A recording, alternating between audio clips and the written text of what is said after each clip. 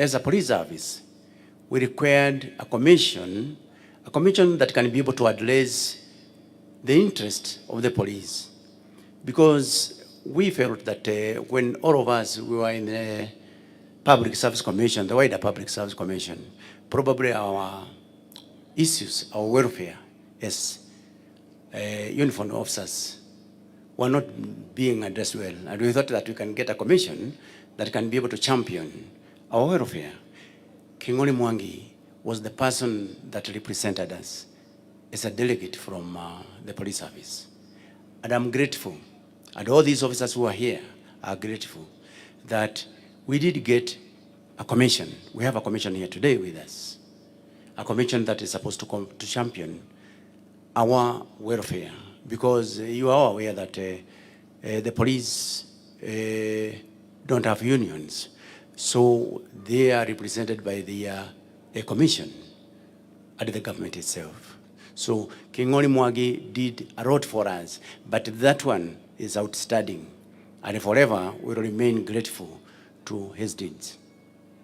And we say a big thank you to his family, because you allowed him to represent us strongly. And right now, we have a commissioner with us.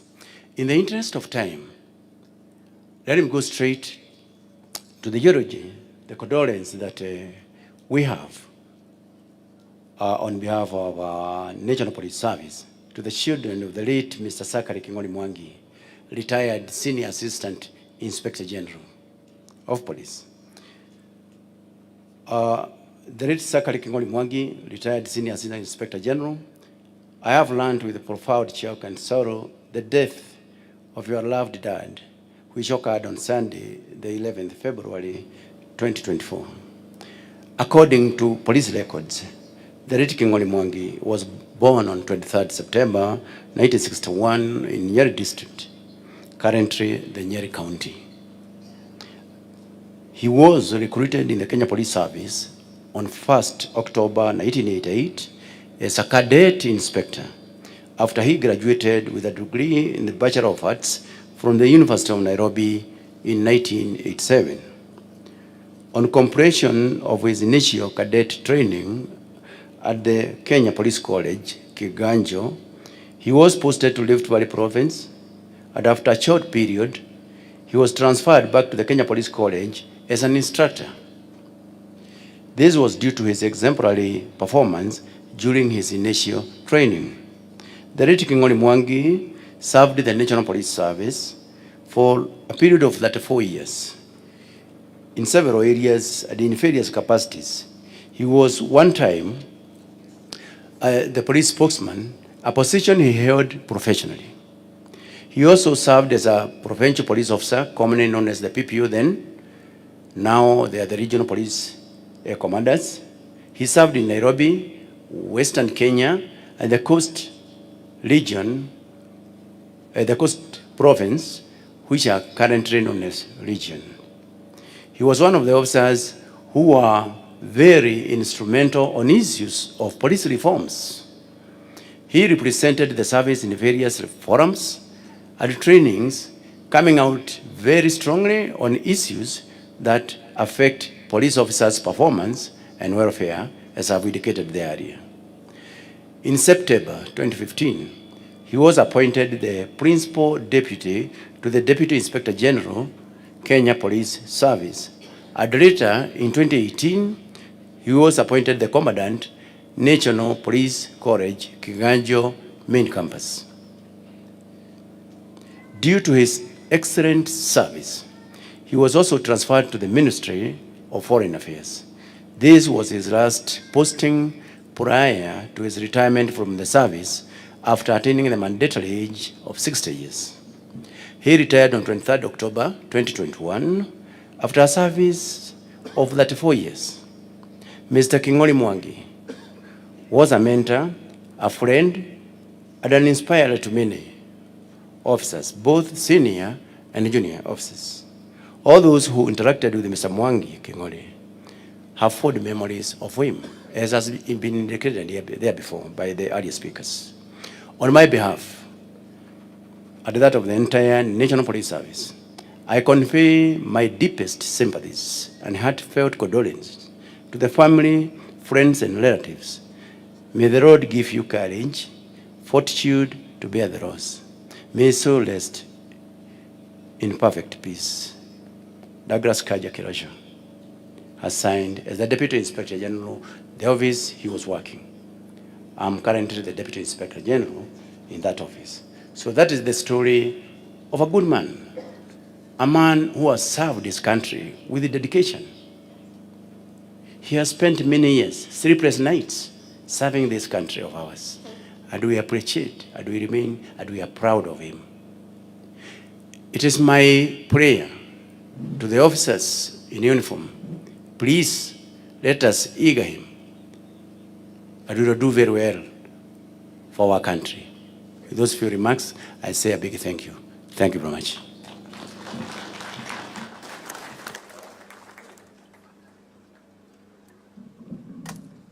Asante Naibu Inspekta Jenerali. Mheshimiwa Naibu Rais, mabibi na mabwana, ningependa kumwomba mbunge wa eneo hili la Tetu Geoffrey Wandeto kuongoza awamu hii ya pili ambapo tutapata kupokea risala za rambirambi kutoka viongozi wetu. Karibu mheshimiwa.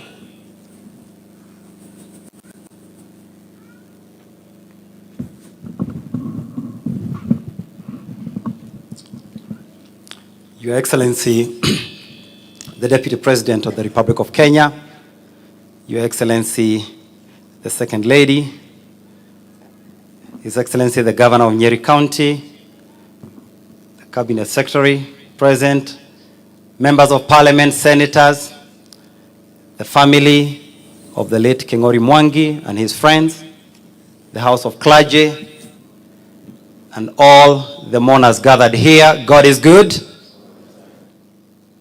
God is good. And all the time, especially today. We know it's a very difficult moment, but we know that our God is with us. I will lead you through the next session, which we would like to keep brief.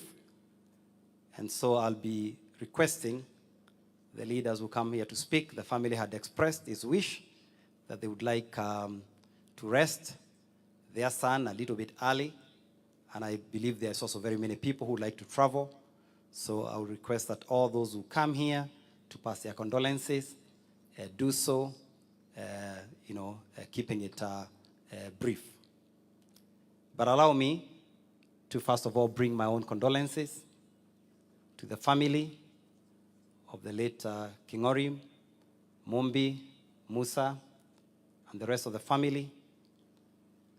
On behalf of myself and on behalf of the people of Tetu, tunasema pole sana. You are in our prayers, and that's why we have come here. We may not say any words or do anything that may bring you instant comfort, but take our presence and the presence of all these people here as your support mechanism as you come to terms with this very deep loss. Personally, on the 1st of February, as I was traveling out of the country, I met Kingori at the airport, and we shook hands and spoke briefly. That was on 1st of February. And so when someone called me a few weeks later to tell me that he was no more, in fact, I immediately asked, was it an accident? Because, there's a person who looked whole, and we met and we talked briefly. I think he was coming to pick a visitor from the airport. And, but that is the nature of life. The second thing is to welcome each and every one of you to Tetu. This is where Kingori was born and brought up. So before he is a son of Nyeri, or before he's a son of Tetu, before he's a son of Kenya, he is first and foremost a son of Tetu. And for those of you who were here earlier, you saw the children and the local community saying all the things that he was supporting in this community. And so we've lost not only a great son of this republic, but as Tetu people, we have also lost a gallant and committed son, Kingori Mwangi. May his soul rest in eternal peace. Having said that, Your Excellency, also to welcome you most sincerely in Tetu. This is the second time in a few months that you're again coming back to condole with us. We do not take that for granted. We know you have a busy schedule. We know what you had to sacrifice this morning to be here. We really appreciate. The people of Tetu also appreciate your leadership and the leadership of His Excellency, the President, and all the good things that you're doing. And because I'll not have another chance maybe to say this, allow me to mention that we are very grateful to the government for the work that is happening in Tetu, especially the Mau Mau roads. I know there has been some stalling, and I write to you, but I know that you're working on it to ensure that Road 3 Mau Mau roads are able to proceed. We have a few other stalled roads, like the road from Idekahuno to Gatiki, and I know that I've raised them with you, and I know that you're looking at that. But more importantly, Your Excellency, it is the famous, I don't know whether to say infamous, Ihithe Donyojeru Road, which, by the way, it starts just a few meters from where you landed. And after many years of a struggle and push and pull, we thank you because of your leadership and that of His Excellency, the President. Finally, all the things that were standing in the way of the construction of that road have now been cleared, and we are very, very hopeful as the people of Tetu that this year the bulldozers will start roaring so that we can connect our people and the people of Nyandarua, which has been our wish for a very long time. For that, we sincerely thank you. Having said that, I would now like to go straight into recognizing the leaders who are hereby present. We are very many of us, and it may not be possible that all of us will be able to speak, but we'll try our best to accommodate as many of us. And once you get an opportunity, I humbly request you, and I'll try to get my seat maybe near here. When you see me standing up, know that you are out of time. So kindly honor that. I'll be the timekeeper. Allow me to start with the local member of the County Assembly, Sebastian Mogo, to come and bring his condolences. Karibu. Tumpigie makofi.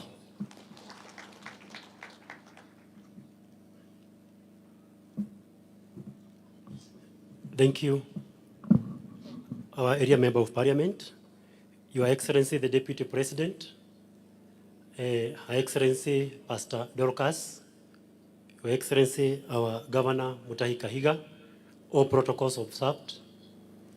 My name's Sebastian Mogo Theuri, the area MCA. Where we are in Wamagana Ward, and I'm also the majority whip in the County Assembly of Nyeri. We have joined today, we have joined our Deputy Presidents to bring our condolences to the family of Mwangi during this solemn moment. Your Excellency, we are also together with other members of County Assembly, and I'm just going to introduce them from where they are. We are with Honorable Gibson Wahinya Kuria, who is the area member of County Assembly for Dedan Kimathi. He is on this side. We also have Honorable Wagechi Jede, representing Gatito Morogoro. Your Excellency, as the area member have said about the road of Ihithe Donyojeru Road, we know you are the Deputy President, and we know you are in the government, and we know that when you are there, we are very sure that that road will be done. There is also another issue, Your Excellency, here in Tetu, the issue of Refofo Hospital. We are still waiting it to be constructed in Wamagana Health Center so that it can be upgraded. We as the people of this area, we are eagerly waiting for that. Your Excellency, kabla ukuje hapa umetoka Kirinyaga kwa mambo ya husuni ambapo watu wameaga kwa sababu ya mambo ya pombe, na mimi kama majority whip ni vizuri nikuhakikishie kwa bunge yetu ya Nyeri ile sheria ambayo ulituambia tutengeneze, tumeikalia chini na tunaiangalia hatua kwa hatua. Juu tulirudi last week assembly, on Tuesday tunaileta advance report, kwa sababu tunataka kuiangalia with toothpick, kwa sababu hatuwezi endelea kuona watu wetu wakiagamiswa na pombe vile wanaagamiswa. Na tena kwa sababu tunajua wewe ndiye unaongoza hii vita ya pombe, lazima tuhakikishe tumesimama nyuma yako, tuhakikishe umeshida hiyo vita. Hapa Nyeri, Your Excellency, tunakuhakikishia kwa hiyo bill tutaifanya vigumu sana watu kunywa pombe ovyo ovyo, na tutaivinya kabisa kwa hiyo sheria, tuhakikishe ya kwamba unless mtu awe ameandikiwa na daktari, ni vigumu sana mtu aadikiwe na daktari, tutahakikisha ya kwamba hiyo itakuwa mambo ya samani. Kwa hivyo usikuwe na wasiwasi, tuko nyuma yako na rais, na tuko nyuma yenu kuhakikisha mmetoboa kwa kila jambo. Asanteni. Tena mara ingine familia tuko pamoja na tutazidi kuwaombea. Asanteni. Asante sana. Let us keep it as brief as that. And as we go on, I will keep interrupting maybe to recognize some people. We have former members of parliament. If you have been a member of parliament, you are not currently serving as senator, kindly stand up. Would like to recognize you. Okay, there are none, but I know we have two deputy governors, former deputy governors. We have the former deputy governor Nyeri, and I think former deputy governor Nairobi. Tafadhali simameni. We recognize you. Simama Karo, unless there's a problem standing up. Okay, good. Tuwapigie makofi. Asanteni sana. Asanteni sana. I think at this point I would like to invite our member of parliament for Iyala and Honorable Kanini Kega to come and give his condolences. Karibu. Your Excellency, the Deputy President, the Second Lady, Pastor Dorcas, viongozi wote wakiongozwa na gavana wetu, familia ya mwenda zake rafiki yangu King'ori Mwangi, kanisa, God is good and all the time. Waswahili husema akufaye wakati wa dhiki ndiye rafiki. Yule mtu ambaye anakuja kufariji na wewe wakati uko na ugumu, wakati uko na majonzi, huyo ni rafiki yako. Mimi nimekuja hapa kwa niaba yangu binafsi, familia yangu, ili nije nifariji na familia ya rafiki yangu. King'ori, to all of us ambao watu walikuwa namjua, if you wanted to be told the truth on whatever situation, you'd talk to King'ori, because King'ori didn't have any gray areas. It is either black or white, and he will tell you as it is, umpende ama usimpende. So for us politicians, mimi on my own behalf, kwa tunaongea na yeye quite a lot on many issues, and he would guide me on many issues, even wakati mwingine wakati hatukuwa tunasikizana. So we have lost a gentleman, a person who has served this country in sometimes very difficult circumstances. Our police officers, and we respect them, led by the Deputy IG here. Ile kazi ambayo mnafanya, in most cases we don't appreciate. We don't appreciate. Wakati kitu imeharibika ndio wakati tunasema hawa askari hawakutufanyia. Lakini wakati wamezuia many things, we don't appreciate. So we for the work that you do. Sitaki kupitisha hapo, niseme on behalf of myself na familia, niseme pole sana kwa familia, and we learn from him. Be saying the truth. Just like our deputy president here, Rigiji. Be saying the truth. Vile maneno iko, sema vile maneno iko. Kwa hayo mengi machache, asanteni sana na Mungu awabariki. Thanks so much. Tupigie Kanini makofi. Asanteni sana. Your Excellency, as we progress, it's important to let you know that earlier we had hosted the former president. He was here, and we passed to him. We alerted him that you are on the way, but you are engaged somewhere, and we passed that message to him. And he also asked that we give his apologies because he wanted to stay with us, but he had to go and condole with another family. So that is how that went. I would like now to invite Honorable Jane Kagiri, Woman Rep, Laikipia County, to come and bring her condolences. I think by now you know the script. Keep it brief and nice. Your Excellency, the Deputy President, Rigathi Gachagua, Her Excellency Mama Dorcas, our Governor Mutahi Kahiga, all leaders present, all protocol observed. Bwana asifiwe. Mungu ni mwema na kila wakati. My name is Jane Kagiri, Woman Representative, Laikipia County, and on behalf of myself, my family, and the great people of Laikipia, I want to deliver my condolences to the family of my friend, my neighbor, my village mate, and my church mate, Kingori Mwangi. Poleni sana, I would want to give you strength from the book of Psalms 34, verse 18, where it states that God is closest to the brokenhearted. So a moment like this, you may feel like God has forgotten you, but he's sending us to remind you that he's there with you and he'll keep holding your hand. For me, I would want to say Kingori Mwangi was my neighbor. And I'll give only 3 very quick instances. I first knew him as a good friend, then we discovered we were neighbors. And I remember I used to leave my house at 5:45, and whenever I joined the road, I would see his GK, a blue Mercedes-Benz, in front of me.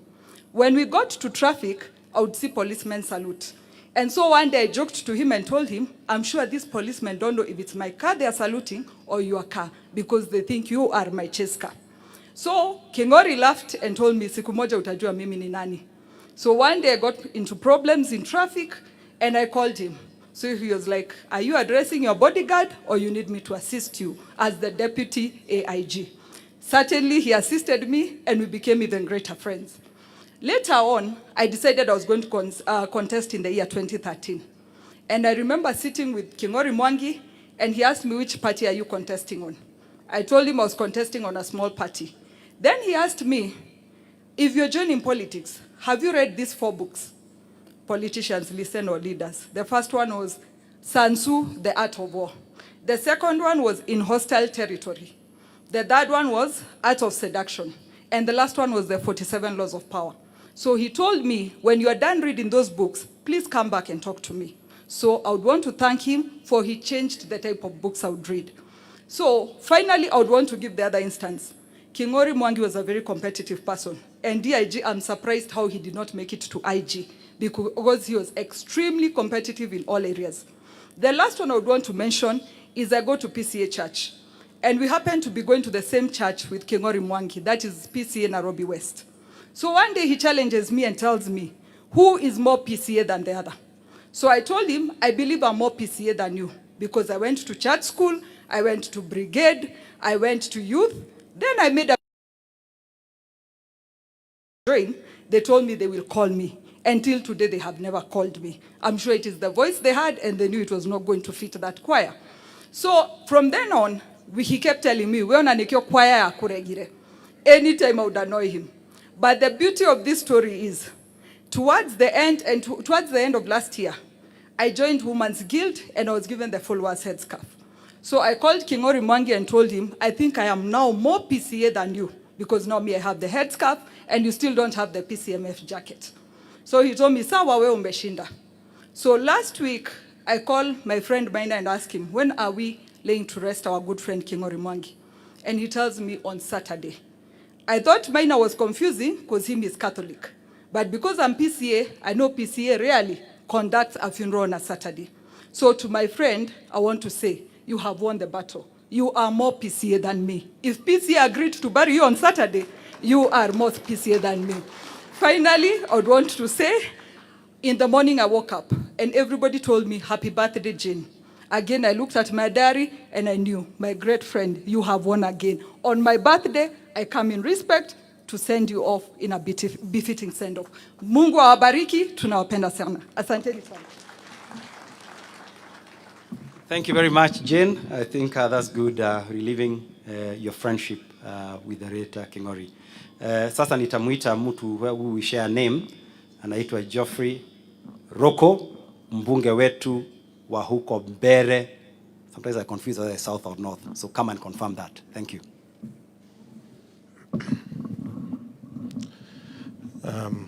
Yes, better north, not south.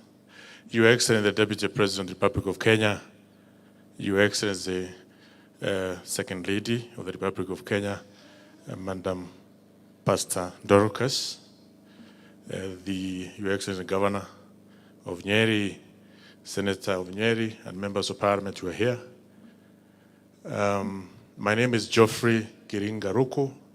I'm the Member of Parliament from Better North constituency. Your Excellency, I want to pass my condolences to the family, my own condolences and that of the people from Better North, because it's for sure every one of us has a Good Friday. Good Friday, a day of suffering, a day of agony, a day when you feel that you have been forsaken. But there is always Easter Monday, a day of rejuvenation, a day of renewal, a day of hope. For sure, the family members, I'm sure, is a very dark day today. But I want to tell you, there is always Easter Monday. Easter Monday is always a sure bet for all of us.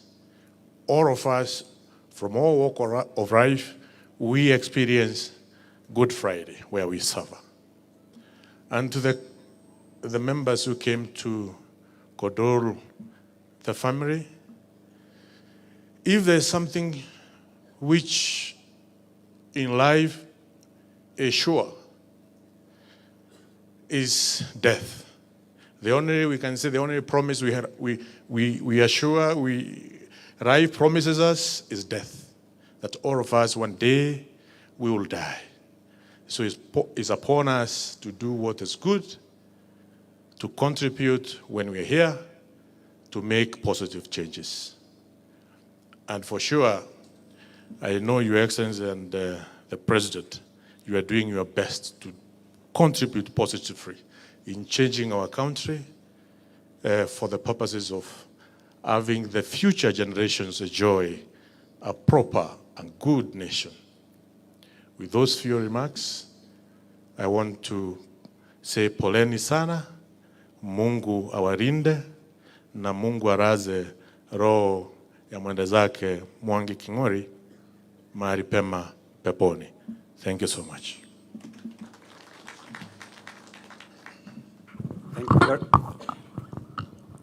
Thank you very much. After Roko speaks, there has to be major adjustments to the microphone because of the height issues.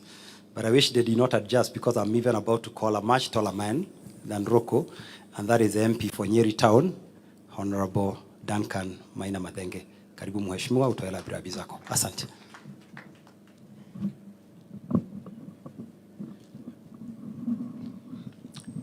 Your Excellency, our Deputy President, Your Excellency, Pastor Dorcas, the clergy, leaders of my Presbyterian Church faith, Our Excellency Governor Nyeri, DIG, my colleagues parliamentarians, na wananchi wa Tetu, Bwana asifiwe. My name is Duncan Maina Madenge, Member of Parliament, Nyeri Town Constituency. Mimi ni jirani kutoka hapa, tunaanza kupakana hapa Giakanja. Your Excellency, you had a very tight schedule. And sometimes as leaders, we cannot fail to acknowledge the tremendous effort and strength you have to put in order to serve all of us. And we want to appreciate your presence here today. King'ori Mwangi did not fit the picture of a policeman. Because if you met King'ori Mwangi in Nyeri Town, you really believed King'ori Mwangi, Nyeri Town, hapo ni nyumbani kwao. You meet King'ori Mwangi in Dogamano, and the children here have given us evidence. You meet Kingori Mwangi in Nairobi, and PCA Nairobi West gives us evidence.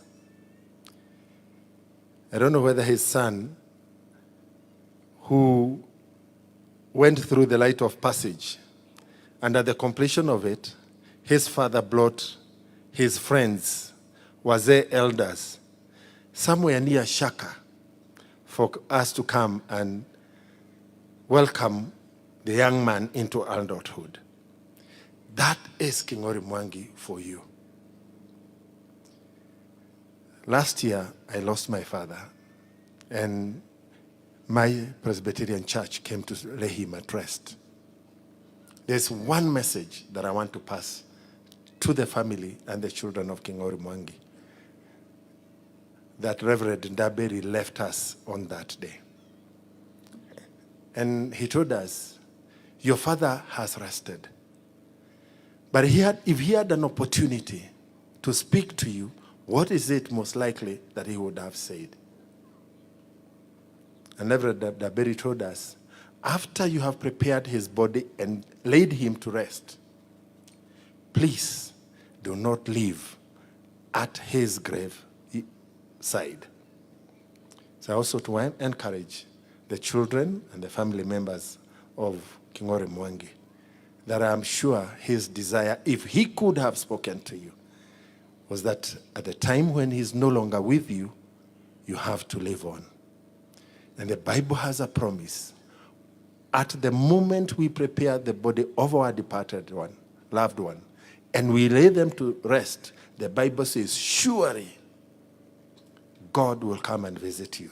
And our prayer and desire is that that God does indeed come and visit you, help you, mourn your father, but also lay him to rest and be able to live on. May God give Mr. Kingori Mwangi eternal rest.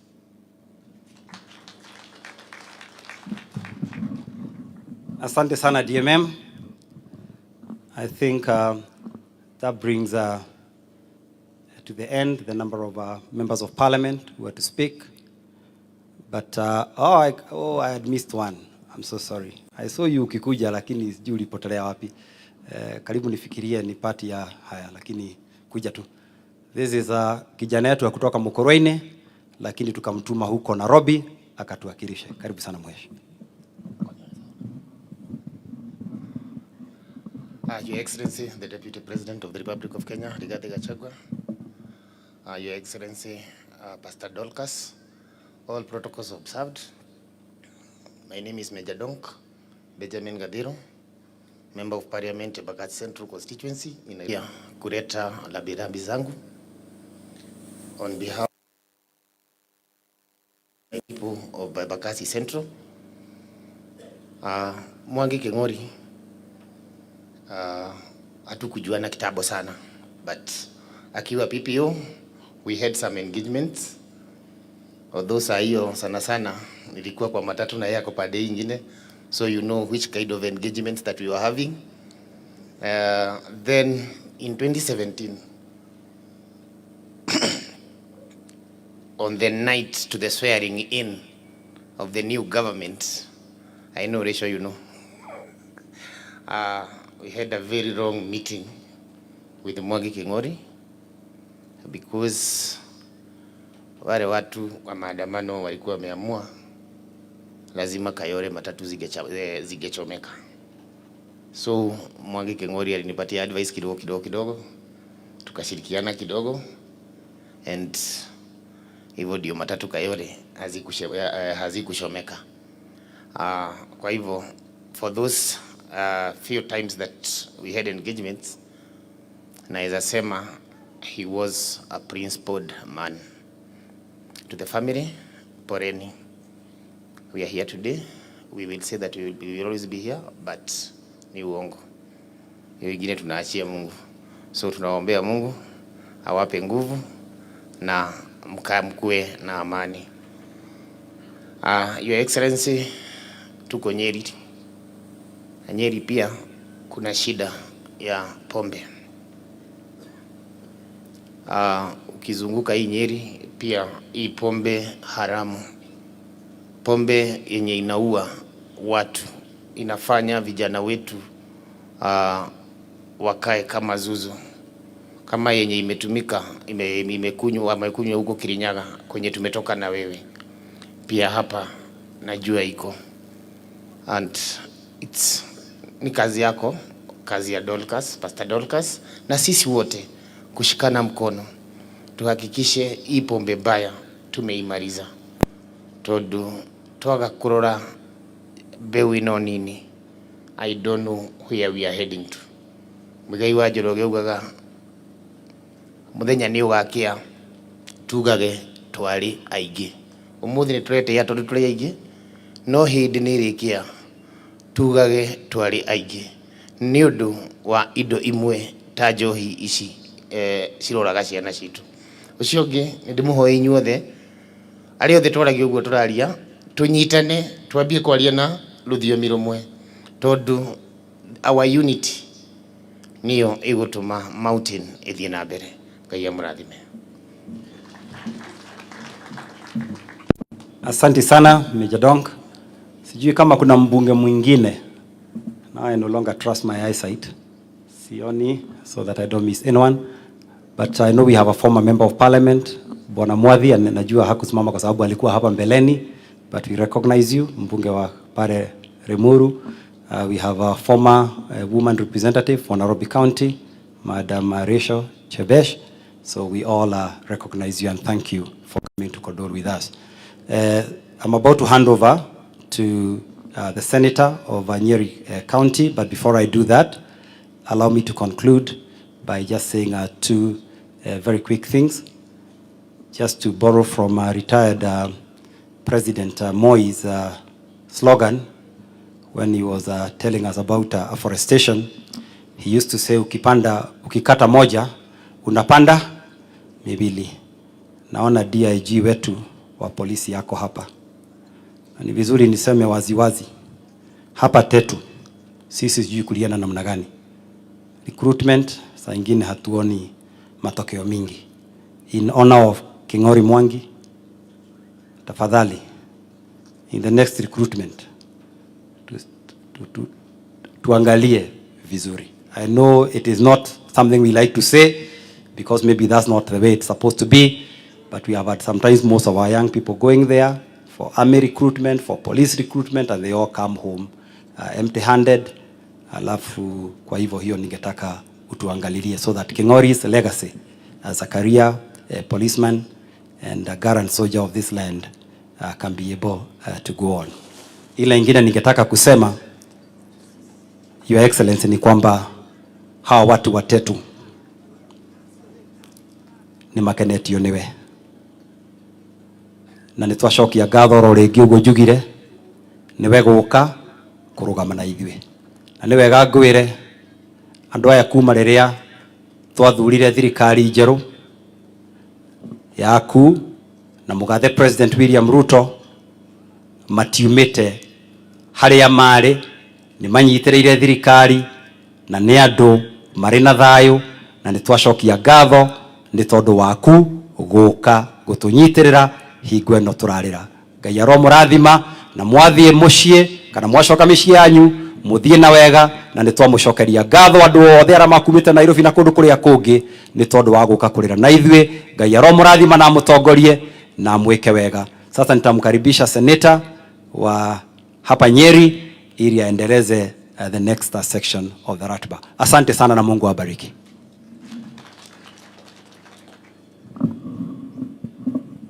Asante sana, Your Excellency, the Deputy President of the Republic of Kenya, Rigathi Gachagua, Her Excellency, the Second Lady, Dr. Pastor Dorcas, Rigathi, Gavana wa eneo gatuzi la Nyeri, Mwalimu Mutahi Kahiga, wa viongozi wote na nikizingatia hitifaki zote, the House of Clergy, God is good and all the time. Kabla nisungumze, ninaye mwenzangu kutoka eneo la gatuzi la Kiambu, Senator Karungo Thang'wa, ningemwalika akuja atoe risala yake ya lambilambi, kisha mimi nitamatishe. Karibu. Asante sana Mheshimiwa Naibu wa Rais wa Jamhuri ya Kenya, Rigathi Gachagua, pamoja na Second Lady, Pastor Dorcas Rigathi, na viongozi wote. Yangu kwa familia ni kuambia pole, and I can only eulogize Bwana King'ori Mwangi this way so that you know where we met. I might look young, but we met so many days ago. Okere mwega muthikiriria wa Kameme FM. Ni mohoro githomerwo ni nie Karungo wa Thang'wa. Munene wa borithi gicigo kia Nairobi niwe King'ori Mwangi nionanirie uge muingi muno riria mutumia wa munene wa bururi Lucy Kibaki kuhithukiire nyumba ya Nation. You remember that day? This is Kameme FM. At that particular time, Your Excellency, I was a newscaster at Kameme FM. And we used to interview him. We used to read his news. And that is the day that everybody said he is truly a very sharp man. Because he was quiet, he was calm, despite whatever happened on that day. Finally, Your Excellency, I know you're the uniting factor, not only in Mount Kenya, but where all of us, those who speak this language, come from. Ningetaka kukuomba kitu moja, sababu hapa tumeambiwa aliyekuwa rais wa hapo mbeleni Uhuru Muigai Kenyatta, ambaye mimi ni seneta wake, alikuwa hapa. Mimi nakuomba kama uniting factor, tuite kama viongozi wa Mount Kenya na utuitie Uhuru Kenyatta, ndio tuketi chini tuongee tukiendelea mbele. Sababu mimi ndiye seneta wake, labda heka kwa siati ya hitha na noenda kujira haria kari kana atia. Kama tulikubali kanini kega na unajua vile alitupeleka mbio, hata wao viongozi wote tuwalete pamoja. Na unajua Mheshimiwa Rais, Deputy President, nimesikia kuna hii chairman wa AU, na nasikia labda nchi sijui inapigia debe aliyekuwa anawania kiti cha urais Raila Odinga. Mimi nikafikiria maneno jana, nikaona yani mnataka tupatie huyu na Uhuru wetu wako hapa. Mimi nimefikisha hapo.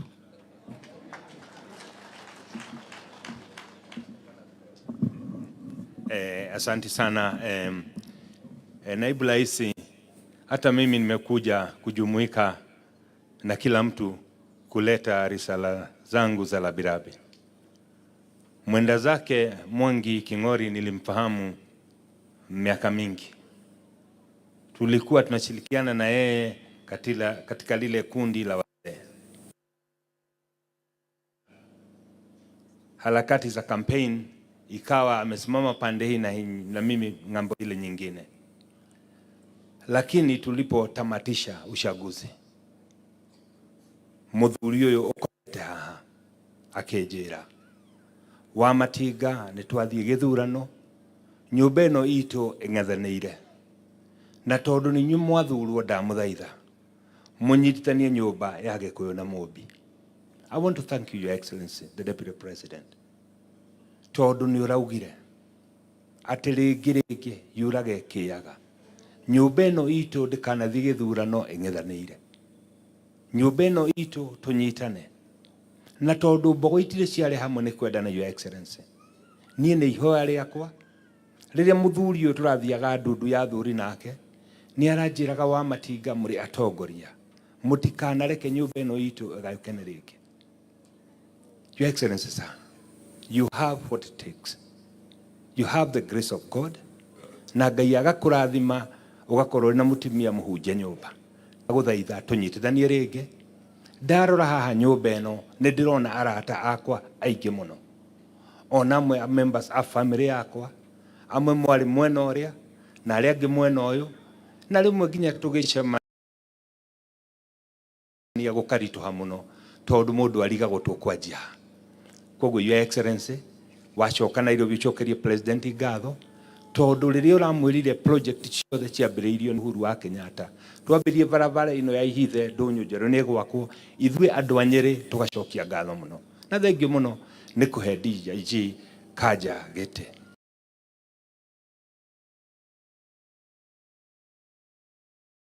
tondu ithui andu a Nyeri nituiguaga riria twina muthuri toyo riria ari kuria nitunyitirĩirwo wega ndikwenda gukiria hau kinila mwisho nigetha njite governor riria turarugama ta nyumba tukaririkana tutikanetikire tugayanio ni mundu twendane tunyitanirire na tutikanariganirwo ati urumwe witu niguo hinya witu ndigukiria hau tondu mathiko-ini ndiendaga kwaria uteti na ndikiaria niguaria uteti. I want to take this opportunity Mwalimu Mutahi wa Kahiga nigetha nake atwarire welcome governor ndio uendeshe hapo pengine karibu sana.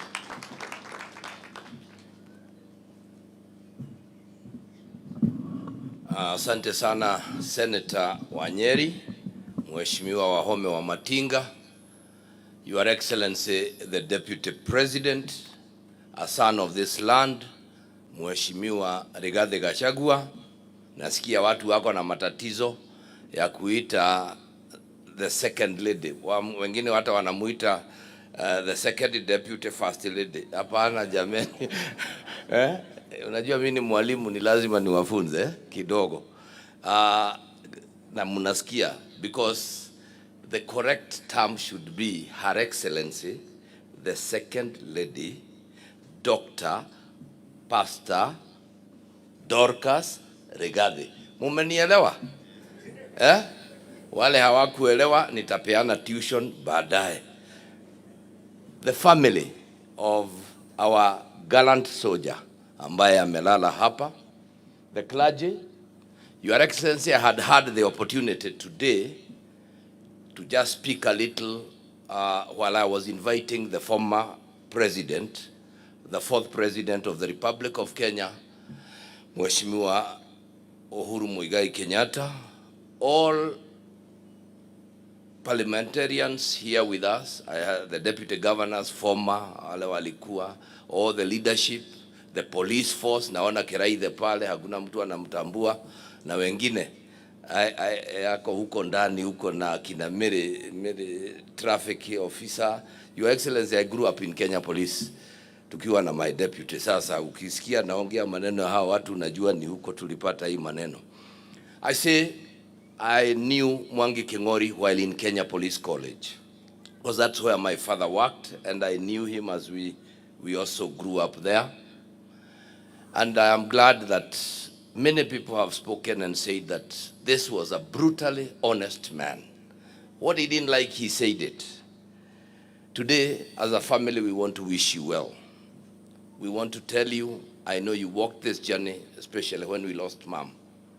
Now Dad has gone. There is a reason for that. There have been others, the brothers, and we want to just encourage you.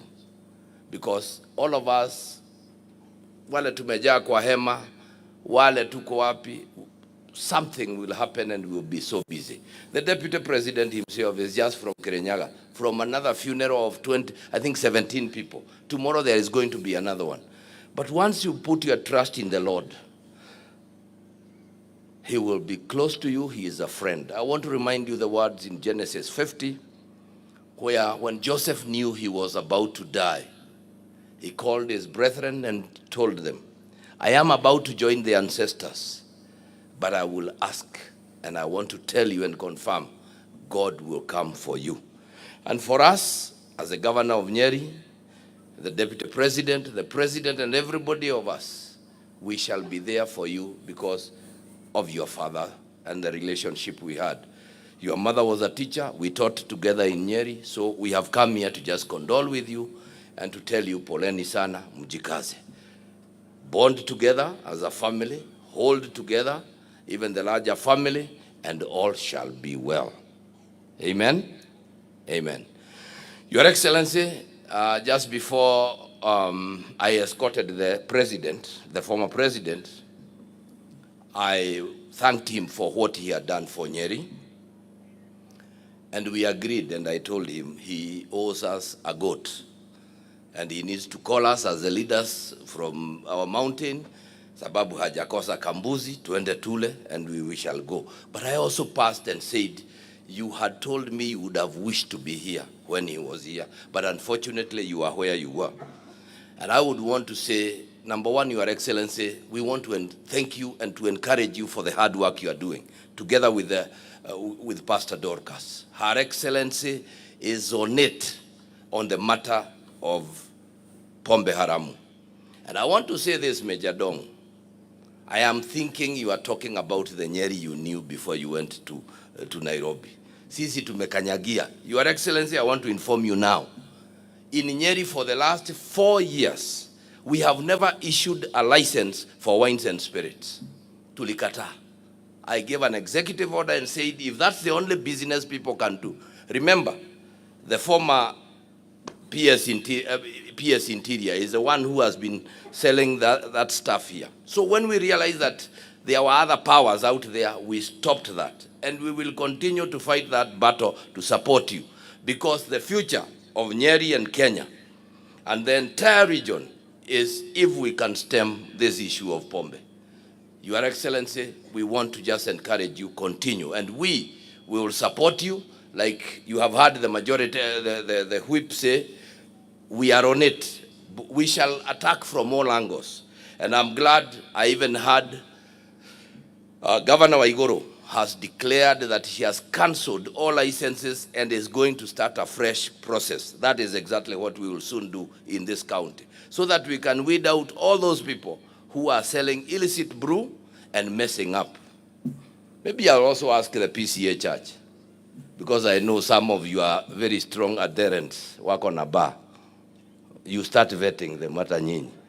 Hii wanaleta hapo, najua ile.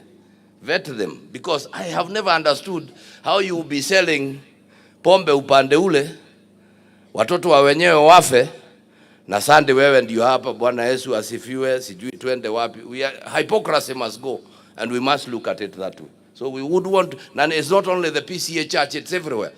The other day I was sharing with the senator that one of my good pastors has approached us, can you help me with the wines and the spirits? I say, what pastoring are you doing surely? So we would rather hii biashara ishe, hiyo pesa kidogo tunaokota ikae. And that is why I want to thank Pastor Dorcas. Right now, our rehabilitation center in Uhuru, which has 100-bed capacity, is full to the brim. We are handling our children there.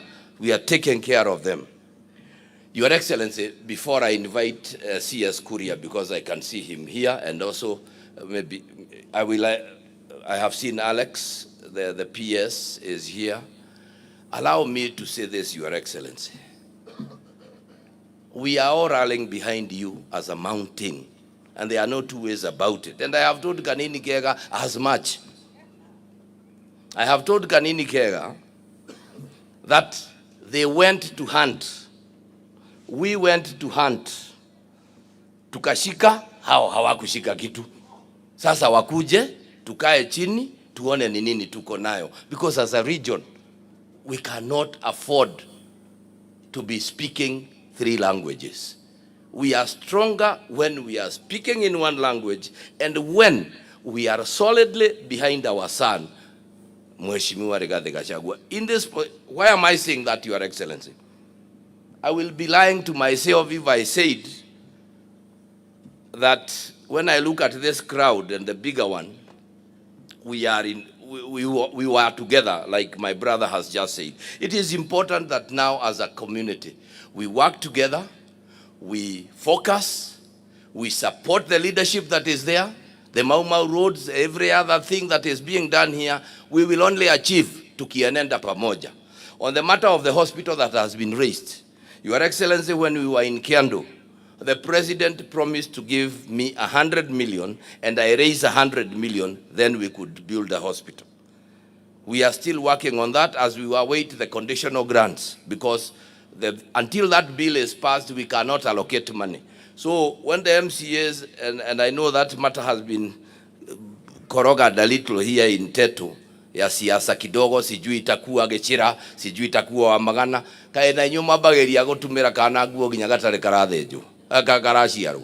So the fact of the matter is that we are awaiting a conditional grant bill so that the president has a way of giving us the 100 million na sisi tuweke 100 million tujenge hospitali Tetu. Your Excellency, Tetu is the only county, a sub-county that does not have a level 4 hospital. On whether it shall be in Gachira, it shall be in Wamagana, hiyo ni mambo ya watu wa Tetu na watatuambia. Thank you very much, Your Excellency. May I also say this, thank you for your commitment. Going to Kirinyaga, coming here, inaonyesha vile, and we know you are a hard worker. We want to appreciate you and to thank you very, very much. Right now, nataka nimuite CS. Na unajua CS si mwanasiasa. Jabaro lele. Ile tuatikile siasa. Uno wera wangu eta munene. Karibu sana. Thank you very much.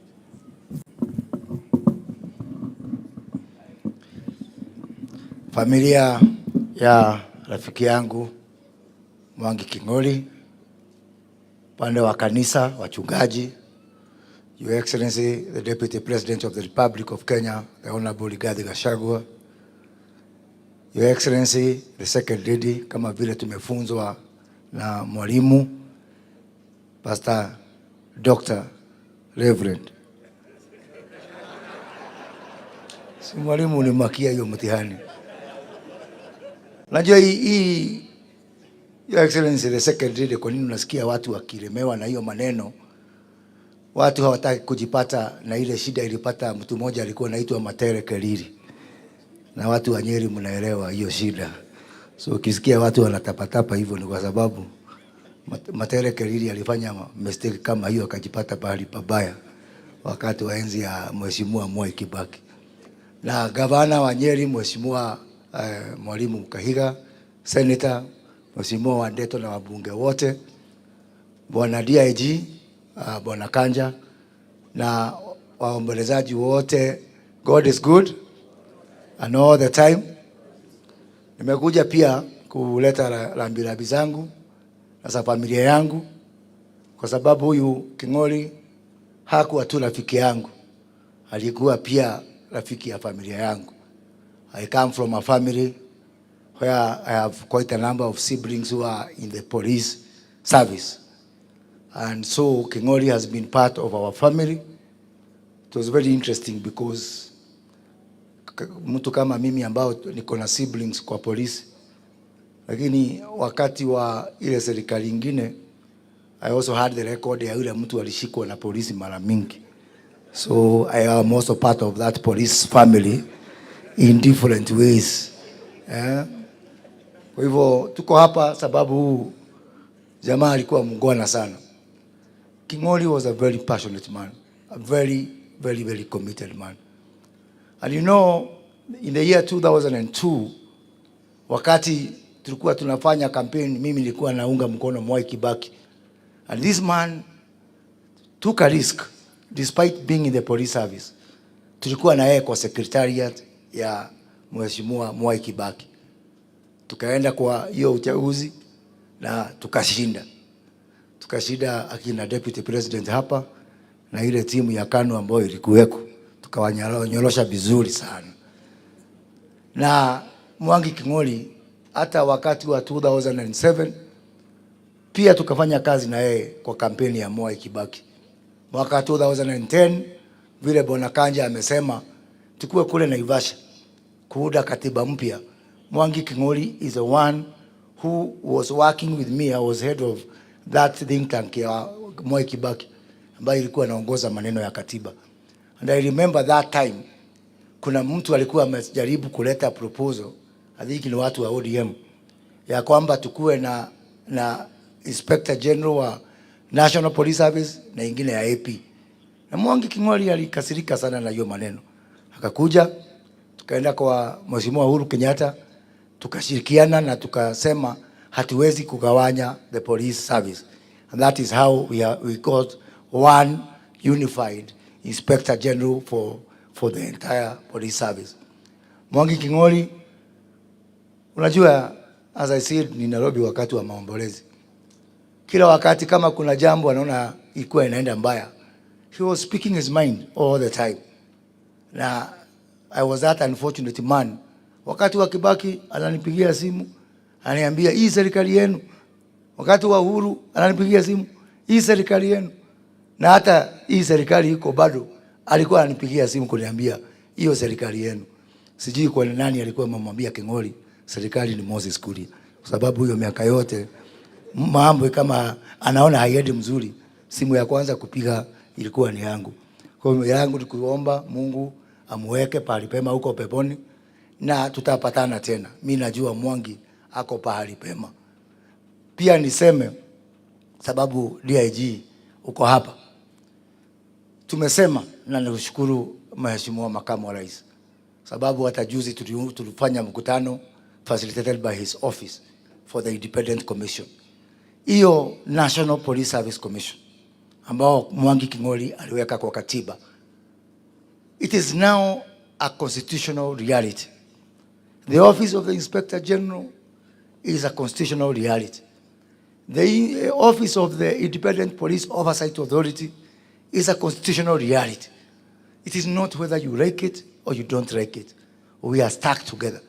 And what I said, I did say this to the IG, na nikasemambia Bwana Kenodia wa National Police Service, hata kama kuna shida, ningeliomba hiyo matatizo tutafute boma fulani, tusionyeshe hadharani.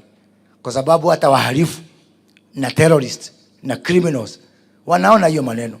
Na wakiona nyinyi kama hamfanyi kazi pamoja, unajua wanasema wale wako busy wakilimana, ni wakati wetu kwenda kufanya mambo mengine.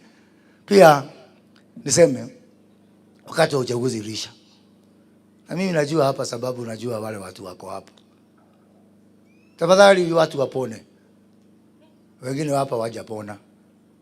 Mimi nikisimama hapa kwa hii mazishi nataka kuambia uchaguzi ulisha, watu wapone.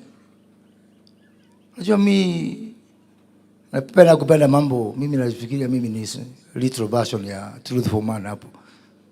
Kwa sababu watu wengine wanachukua ile hasira na chuki na nini na kutokubali kwamba mambo ilienda vile yalienda. Sisi kama serikali hatuna ubaya na mtu. Mimi nataka kusema ukue ulikuwa upande gani ama upande gani, ni wakati sasa wa kukuja pamoja na kujenga taifa letu. Tafadhali usimkamwangalie deputy president ama president ama sisi kama mawaziri ama hawa bunge ukaona kama huo ni adui. Sisi hatuna ubaya na mtu, tunakaribisha. In fact nimekuja nimesikia ndugu yangu Uhuru Kenyatta ako hapa. Nilikuwa na drive on the wrong side. Nikuja hapa nimwambie my friend, uchaguzi ulisha, tukae pamoja, tusonge mbele, tujenge Kenya yetu. Na ni kwa hiyo spirit pia ambao mimi naunga mkono hii maneno ya rafiki yangu Raila Odinga apewe kazi huko. Kwa sababu akipata hiyo kazi, Kenya imepata kazi. Ama Raila ni Mtanzania ama Muganda, si hata yeye ni Mkenya. Apate hiyo kazi ndio hata tukienda huko tulinge na yeye. Tuseme unajua sisi ndio chairman ya Afrika mzima. Sababu akipata kazi, Kenya yote imepata kazi. Na wacha niwaambie kwa zile harakati ambazo rais na makamu wa rais na serikali yetu imefanya, uchumi wetu umeanza kufufuka. Juzi umeona shilingi kwa wiki moja hii tu tumemaliza maneno ya kulipa Eurobond. Shilingi yetu imegain 20 shillings against the dollar. Na mambo bado. Na kama wewe umeficha dola nyumbani kwako, tafadhali sikiza mtu ambaye anasema ukweli. Enda uza dola leo. Otherwise utajipata pahali pabaya. Na ndio niliambia juzi makamu wa rais tukakubaliana ya kwamba hata wakulima wetu wa kahawa, sababu tunataka sasa kila mtu akiuza dollars, akiuza kahawa apewe dollars, ajiuzie yeye mwenyewe. Shilingi hii imeanza kuteremka na it's unfortunate because wakulima wetu hawakuwa wamejua maneno ya hizi dollars. So kuna brokers hapo katikati bado wanafuata wakulima wetu kuambia nipatie dola zako, nitakupatia hii bei. Ningelitaka wabunge, Mheshimiwa Tetu na wengineo tushirikiane ya kwamba tufundishe wakulima wetu how to handle the dollars. Hii ni mambo mpya ambao hajui. Na unajua sababu mimi najua, mimi ndio makamu wa rais na rais amenipatia kazi ya kuzunguka mawizara zote nikiangalia mambo ya utenda kazi. Mimi najua hii mwaka hii uchumi itaenda mbele sana sana. Na unajua kuna doubting Thomas walikuwa wanafikiria ya kwamba hii uchumi itaporomoka. Hapana, ile kazi tumefanya huu mwaka uliopita, ile kazi tumepanga kufanya mwaka huu utapeleka hii uchumi mbele. Mwisho, mimi mnajua wakati ule wa Mwai Kibaki nilikuwa hapo mbele kushikilia Mwai Kibaki. Japokuwa Uhuru Kenyatta alikuwa huko kwetu Gatundu, hata 2002 nikakuja hapa nikashikilia Mwai Kibaki. 2007 nikashikilia Mwai Kibaki. Miaka 10 ya Uhuru Kenyatta, ukimguza Uhuru Kenyatta nilikuwa naruka mpaka kufungwa na hiyo serikali bado. Mimi nikasimama na William Ruto. Mimi jitikitie mundu ule kuda na giatu mai muthanya wake wakinya no ageka atia no agakudio. Na ndio mimi nakwambia makamu wa rais, mimi nitakuwa mstari ya mbele kuunga mkono na kuhakikisha kwamba sisi zote katika hii eneo tumesimama juu yako, sababu tukisimama juu yako tutaheshimiwa kama region. Na sio jambo mpya, tumeona wengine, naona Mheshimiwa Musalia, Mheshimiwa Wetangula wanafanya kazi pamoja, watu wao wanasaidika, wanasonga mbele. So hiyo maneno ya kahawa, maneno ya majani chai, na hata hiyo vita dhidi ya pombe haramu, mwaka uliopita ulinituma huko Naivasha kukutana na kamati ya finance. Tukaweka marekebisho ingine na kuna ingine ambao hatukuweka kwa sababu ya time. Mwaka huu tuko na wakati, na hiyo kazi pahali uliniambia nifikishe, nitaenda nikae chini na wabunge tukienda siku ya Jumatatu huko Naivasha, tukubaliane recommendations zingine 2-3 ambazo mimi niko na hakika ya kwamba zitapeleka Kenya yetu mbele na zitamaliza hiyo shida ya pombe haramu once and for all. Sasa kabla nimwalike makamu wa rais, ningelitaka in that spirit, sababu unajua ulinituma huko kwa maombolezi huko Nairobi, na nikaenda nikakuta kamati mzuri, ukanituma na Msomali na Mheshimiwa rais akanituma. Sasa kwa dakika moja tu uniruhusu niite mwenyekiti wa hiyo kamati, Mheshimiwa Rachel Shebesh, aseme mawili ndio nimwalike Mheshimiwa makamu wa rais. Mheshimiwa Shebesh. Na pia recognize pia, unajua kuna mtu amesema Deputy Governor Kananu, huwa alikuwa governor mzima. So Mheshimiwa Governor Kananu. Na pia nimwambie Mheshimiwa wa Laikipia Jane Kagiri, ile kitabu Mwangi Kingoria alikuambia usome, ilikuwa inaitwa 48 Laws of Power, not 47. 47 is the number of counties. Karibu Mheshimiwa Shebesh.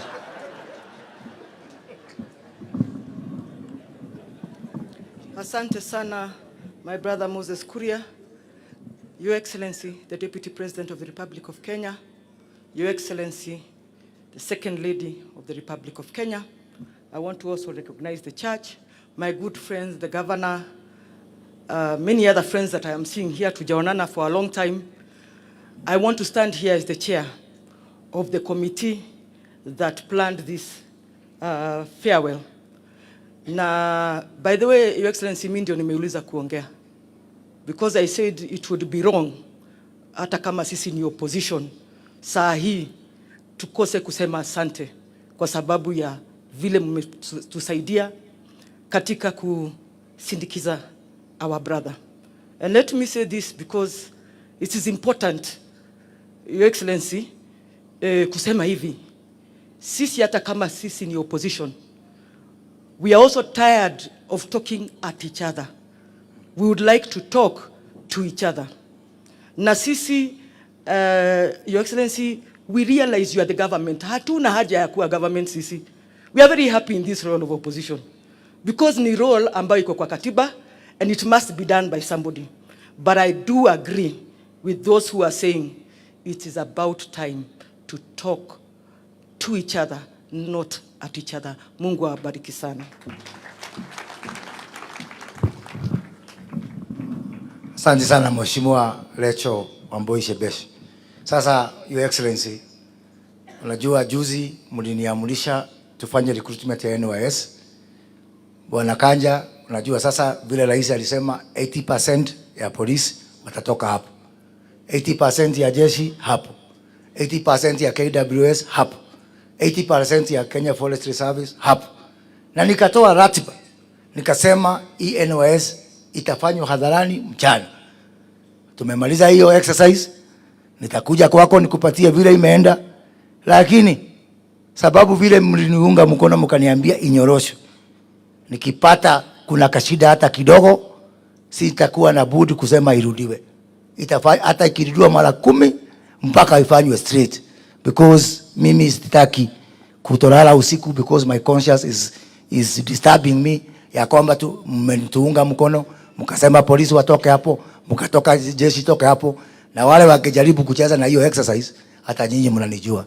Kwa hiyo machache, it is now my singular honor to invite the Deputy President of the Republic of Kenya, His Excellency Honorable Rigathi Gachagua, to give his condolences. Asante.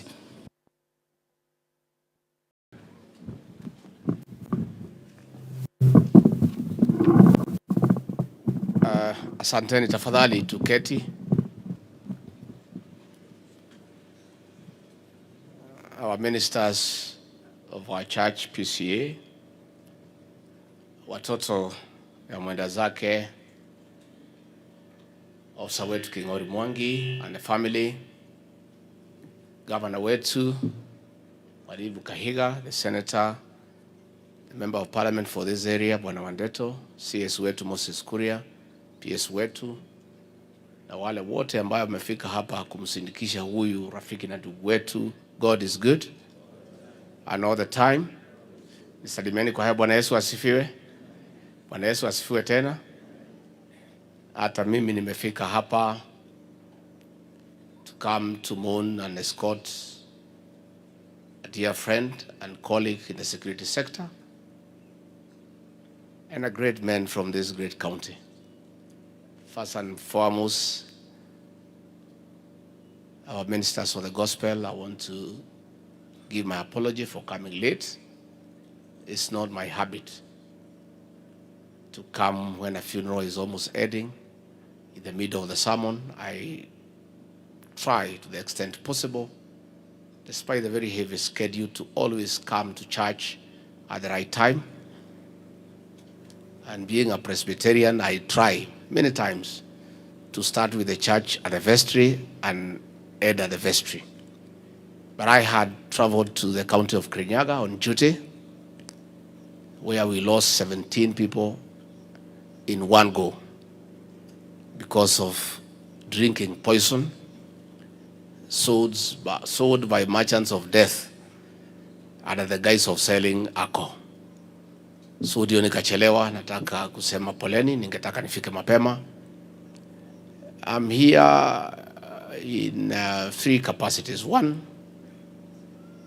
this great man lying here was my colleague in the security sector, and he was a senior police officer.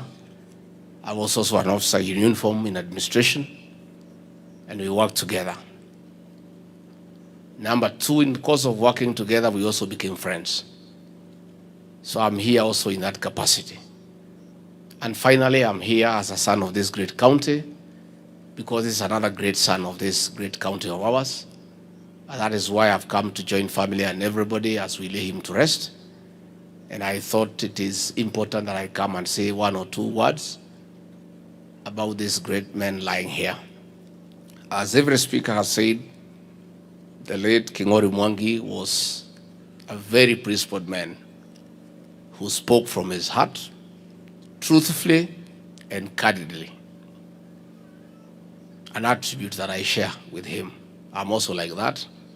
I speak straight from my heart during daylight. I say it as it is. What people think about it, it doesn't bother me. And I want to say we have lost a distinguished public servant, a family man, and a good man. Many times when he was PPU Nairobi, a very difficult station, he was called upon to make difficult decisions, but he applied a lot of wisdom. I sat with him many times to discuss the various challenges about the operational command in Nairobi. And he had nothing but wisdom in his leadership. When he was posted to Mombasa as a PPO to deal with the drugs, again, anytime I flew to Mombasa, I would check on him just to touch base. Again, he exhibited pragmatism and good leadership. So we are here to tell the family pole.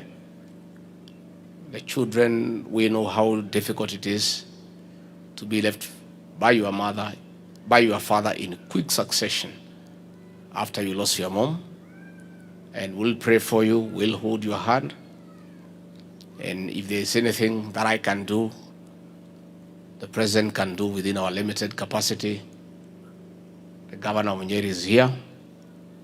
And these children, governor, you can bring them, we have a chat when they come down so that we can see if there's anything we can do for them in memory of their late father.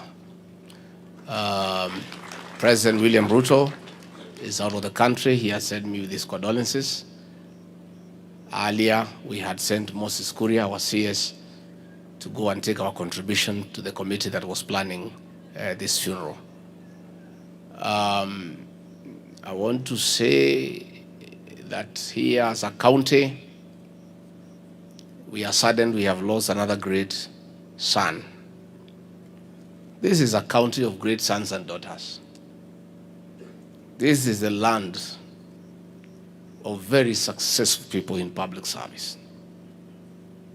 This is the land of Field Marshal Dedan Kimathi Washuri, that great hero who single-handedly, with other gallant soldiers, without much, with the panga, homemade guns, and sheer resolve for freedom, drove the British colonialists out of our land. It is the land of Mwai Kibaki, that great economist, that great leader, the best president of all times, who made a true transformation of our economy and our great republic. It is the land of Professor Wangari Maathai, that great lady who moved the world with her serious leadership in conservation of our environment. It is the land of Field Marshal Muthoni Kirema. This is the land of Duncan Degwa, the man who pretended over the economic growth for this country. It is the land of General Julius Karangi, that great soldier who dealt with issues when we had problems in Somalia. This is the land of Eliud Malhehu, that great administrator who helped President Jomo Kenyatta in his last days in office.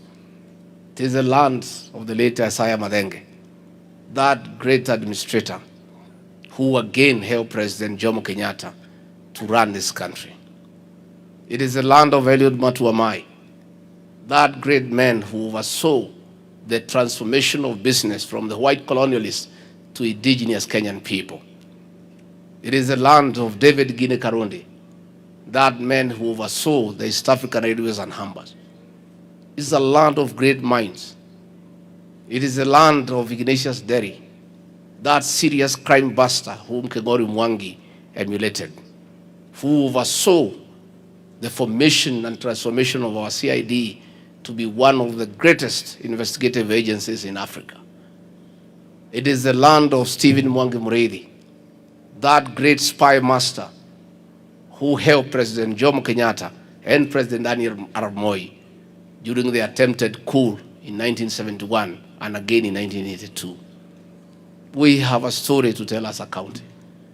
And some of us who have been given the privilege to serve in these high positions that God has anointed us to through the vote of the people of Kenya. I want to assure you that I will do my very best never to shame and embarrass the people of Nyeri. I'll give it my all, and I'll try to hold this county high. And as we escort our brother here, I want to call upon all of us from this county and in this region who have been given the opportunity, the privilege to serve the people of Kenya by President William Ruto, to give it your all. I'm very proud of what CS Moses Kuria is doing in the public service docket and the reforms and the transformation he is pushing through. I am very proud of what Professor Kithure Kindiki is doing in the security sector. I am very impressed by what CS Alice Wahome is doing in lands and housing. I am very happy with what Mithika Linturi is doing in the agricultural sector. I am very encouraged by JB Muturi, the way he's handling the state law office. I sit and watch with awe CS Rebecca Miano driving the docket of trade, investment, and industry to the next level. I am always very impressed by what Mase Wajao is doing as the Secretary to the Cabinet to assist the President. I am happy what Douglas Kanja is doing here as the Deputy Inspector General to have a crime-free society. For the first time in the history of this country, we enjoyed a peaceful Christmas. And I want to thank IG, Kome, Professor Kindiki, and Kanja, and Gabo, and the rest for what they did to ensure that we have a peaceful Christmas. So I want to say the people from this region, among many others, those that the President has given us the privilege to serve, let us vindicate him that he made the right decision. Let us dignify our people, that we are hard-working people, we are serious people, we are people who are committed to serve, like our brother who is lying here. Mimi nimetoka Kirinyaga na nimeona aibu kubwa sana. Sana. Tumesika watu 17 atago. Ado 17 na lio walimwe. Ambaye wamekunywa poison, wameuziwa na watu ya hapa kwetu tu. Oya Mugikuyu ni Mugikuyu. Andu acio marenderia ciana citu thumu no andu aitu makienda ate matonge na matongororoke. Niĩ ngwenda kwĩra andu a nyũmba itu memenyerere muno. Njohi ĩrĩa yothe njũru yerekeirio gũkũ kĩrĩma gĩkĩ gitu. Na tige President na nitwa ikarire thĩ tukiaria tukiguithania. Tukiuga no nginya tuhũrane nayo. Thutha wa mĩaka 10 ko kũrathire ũguo kũraikarĩte rũrĩrĩ nĩ gũthira rũrathiraga, tondũ njohi ĩrĩa yothe njũru ĩrendagio kũndũ guothe gũtarĩ mũndũ ũraria, nginya borithi ikendia, macibũ makendia. Tamaka ĩrarĩ Kĩrĩnyaga ĩroragire andũ 17 nĩ borithi irendirie. Njohi ĩranyitĩtwo ĩrĩa njũru ĩkaigwo borithi ĩrĩ exhibit, borithi inya iraruta irenderia mundu nake arathi arendia. Okay, turamabutire wira na maratoro igotini na turaruta police station cieri itagwo Kangaine ngi itagwo Kiamashiri na turacenjia county commissioner, turacenjia county commander, turacenjia andu aciothe. No ukarigwo atiriri, andu aria mahetwo wira wa kugitira muraia ati nio marendia thumu makenderia andu magakua. Uguo ni turaugire tukuruta muigua na turutanithia hamwe na mahira. Ndauga ni tugwita macibu maitu ukunyiri othe akitaro giki ni hakuhi 1,700 macibu na maheadmen na atongoria othe na magavana twaranirie turorane maitho kwa maitho matwira ni macibu ma thaa cigana nyumba itu irathira meroreire mekirite irauni makioyaga mbeca makendia nyumba itu ngetha ciana citu ithire. Nitũngĩgana gĩikaro na magavana maya maitu mothe 10. Gavana witũ Mutahi wa Kahiga, gavana ni Mũmbi wa Igũrũ, gavana Joshua Irũngũ, gavana Kiarie Badilisha, gavana Susan Kĩhĩka, gavana Kĩbani wa Matangi, gavana Irũngũ Kang'ata wa Marũa, gavana Cecily Mbarire, gavana Mũthomi Njũkĩ na gavana Kawĩra Mwangaza. Gavana ndĩmũrore maitho ũguo itakũgucia timurie ciana citu ciathira mugikate muite-ini. Andu aya murahe marua mendagie njohi kundu guothe, mendagie thumu, mbeca ici murenda kungania cia gwika atia, bara ici murenda gwaka irithiagirwo no ciana citu ciathira ciothe. Mbeca icio tumukioire gavana mugitwakire mochari nigetha ciagikua cione gwa ukirora. Ni mugura ndemete ndemete ndimarore maitho guo itakubucia itugugia na giikaro. Governor witu ni ugeretia, and well done and thank you very much.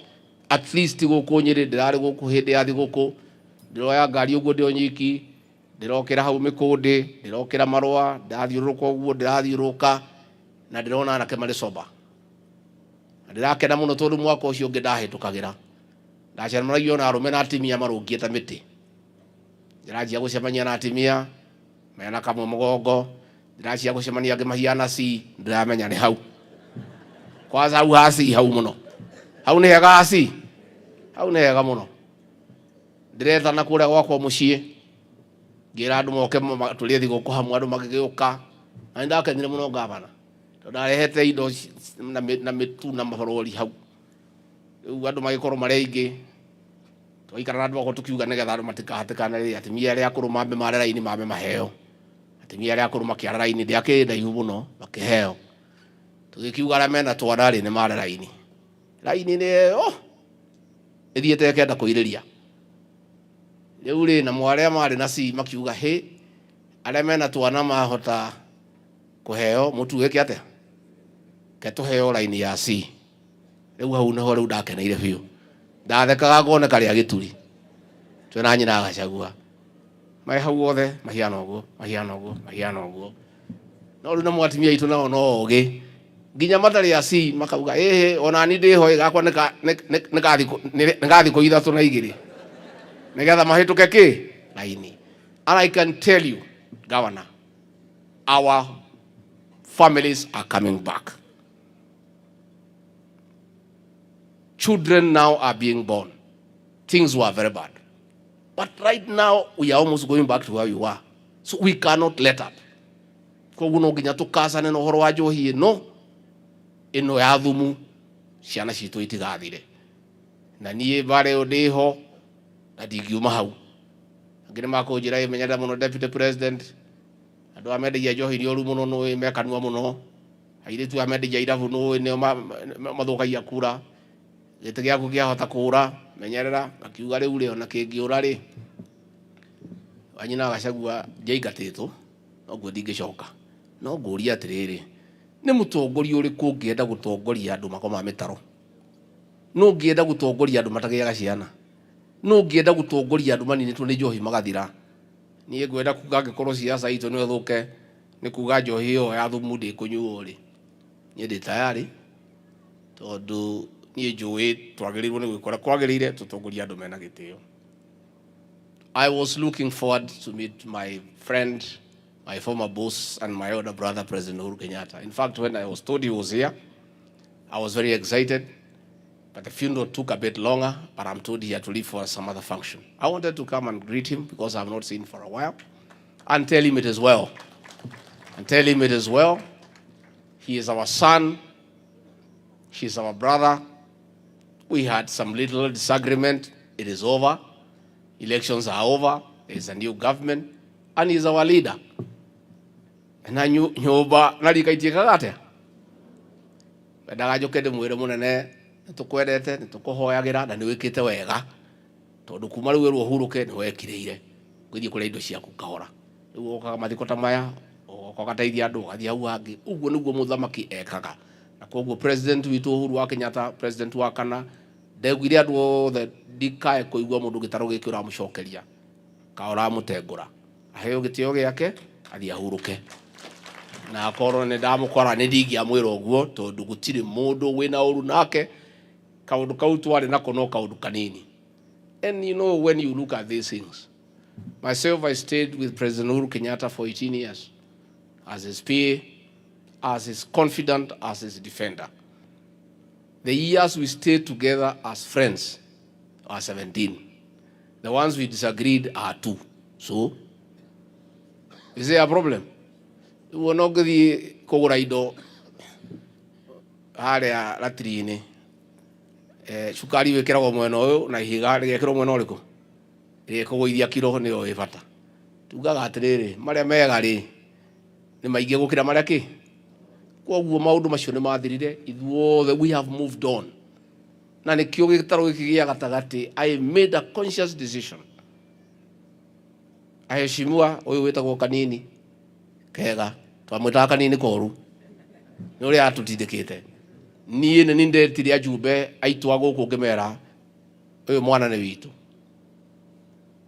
na mwana wa mucinda tega na teago tukiuga athurwo oke thirikari-ini abunge ari othe twari nao ukai turute wira githurano ni giathirire aria mahotanire ni mahotanire aria mahotirwo ni mahotirwo ithuĩ twĩ nyũmba ĩmwe tũngĩũrania kĩ tire kĩ tũngĩũrania koguo Rachel Shebesh, you don't even have to be in opposition, you can come and work with us.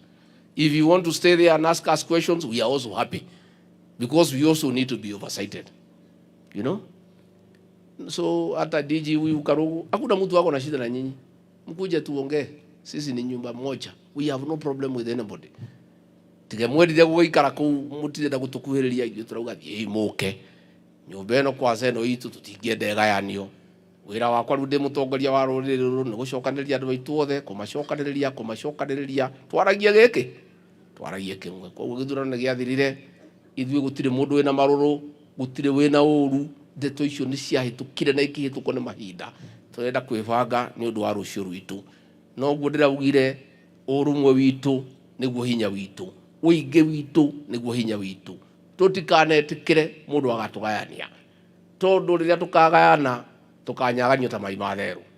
Inyuĩ andũ a Nyeri nĩ mũĩ mwaka wa 1992 twokire tũkĩhĩngĩcwo tũkĩgayanio. Ithuĩ andũ a Nyeri, andũ a Kĩrĩnyaga, andũ a Mĩrũ, andũ a Embu, andũ a Tharaka Nithi, andũ a Laikipia tukiuma Mwai wa Kĩbakĩ thutha, andũ a Mũrang'a, Kĩambu na Igana na Nairobi makiuma Matiba thutha, tũkĩgwa tũgĩikara nja. Mwaka wa 1997 o rĩngĩ tũgĩcokera tũkiuma Mwai wa Kĩbakĩ thutha, andũ angĩ nao makiuma Ngĩrũ thutha, makiuma Matiba thutha, tũkĩgwa. Mwaka wa 2002 nĩyo twohĩgire, ithuothe tũkĩnyitana. Uhuru marũgamĩte na Mwai wa Kĩbakĩ, andũ anini tũkiuga Uhuru, andũ arĩa aingĩ tũkiuga Mwai wa Kĩbakĩ. Nĩrĩo twamenyire atĩ twanyitana maũndũ maitũ nĩ mega. Kuma hĩndĩ ĩyo tũtũraga twĩ kĩndũ kĩmwe. Mwaka wa 2007 tũkĩnyitana tũgĩcokia Mwai wa Kĩbakĩ, 2013 tũkĩnyitana tũkĩthura Uhuru wa Kenyatta, 2017 tũkĩnyitana tũkĩthura Uhuru wa Kenyatta, 2022 tũkĩnyitana tũkĩthura William Ruto na niĩ. Rĩrĩa tũkagayanio twĩtĩkĩre atĩ andũ ũguo ndĩraiguire anake makiuga aya matangĩmenya nĩ ũnyinyi tondũ matikĩũĩ, matirĩ na history na matihoyaga kĩrĩra, atĩ andũ a Mũrang'a gaka nĩ kahinda gaitũ, andũ a Nyeri marĩ kahinda kao, Kiambu yarĩ kahinda kao, nayo Meru, nayo Embu, nayo Laikipia. Tũngĩtĩkĩra kũgayanio twage gũthiĩ twĩ gĩkabũ kĩmwe, mũgĩkaugaga gĩkĩ gĩtaro kĩarĩ kĩo gĩtiarĩ kĩo. Ũguo niĩ njuge reke tũikare tũnyitanĩte, tũikare twĩ kĩndũ kĩmwe, tũcirage ta nyũmba, maũndũ maitũ tũkamathondeka me kĩndũ kĩmwe, na twaikara ũguo nĩ tũgũthiĩ wega. Kanitha yetu ya PCA nĩyo kanitha itũ na nĩ kanitha twendete mũno. Rĩu kagiri tondũ no gwa PCA gũtũkĩra rĩ, he kawĩra ngũkũhe tondũ nĩ wakiuga PCA nginya kũngĩranie na aya angĩ meha. Moderator wa 23rd General Assembly arokete kunyona Reverend Thego, turashira maũndũ maingĩ mũno ma kanitha witũ, many things, our university, our churches, our titles for our land and all that. Sit down, Jane. Na turarikanĩra as a first step nĩ gwĩta atongoria othe arĩa me thirikari-inĩ a PCA tũgĩe na gĩikaro na moderator na kanjũ yake. Koguo rĩu Mheshimiwa Jane Kagiri, because you are more PCA than all of us, you convene for me that team. Rĩu tuerie Wanjiri Kanini nĩ wa PCA, Ahome nĩ wa PCA, Wandeto nĩ wa PCA, Jane Kĩhara, ũtũcokanĩrĩrie magavana, maseneta, PSs, CSs, tũthiĩ tuone mũtungatĩri witũ moderator wa General Assembly, we submit to his authority, tũikare thĩ tũbange maũndũ ma kanitha witũ. Tũna tũkĩbangaga marĩa mangĩ. Charity begins where? Wega umaga naku? Ngemi ciumaga naku? Mũgĩkũyũ agacoka kwayanagĩria kĩ? The issues of our church, I had a very good discussion with the moderator of the General Assembly so that we start working on how, as a government, as leadership, we can support our church a church that we love, a church that we believe in. And since now Mheshimiwa has volunteered that she is more PC than all of us, we'll give her that role to put us together, and then we can have that engagement ahead of the installation of our moderator as the moderator of the 24th General Assembly. We want to meet before that ceremony so that we can also discuss issues with our church. Kwa hivyo ni kwenda kukiria hau, kwenda kuruga poleni sana the children of my friend Kingori Mwangi, the daughter, the son, and the grandchild. And as I've said, the governor will arrange when you settle down, you cool down a little bit, you can come, we have a chat, we look at whatever could be there for some discussion, we see how to proceed. Na niye nedasho kiagado, and Governor, once more, I want to thank you and the senator and the women rep for the unity in this county. County ile gishito no bara. Meru bara. Naikuru bara. Kiabu bara. Nyeri is united. And Governor mukinyagere hau. Karogo hura kwanyu mnamugi wa ndamwirire bwana. Ndamwirire mutikajo no lebere ya muthamaki. Please, you guys, dignify our community. We are people who are known to be peaceful and respectful.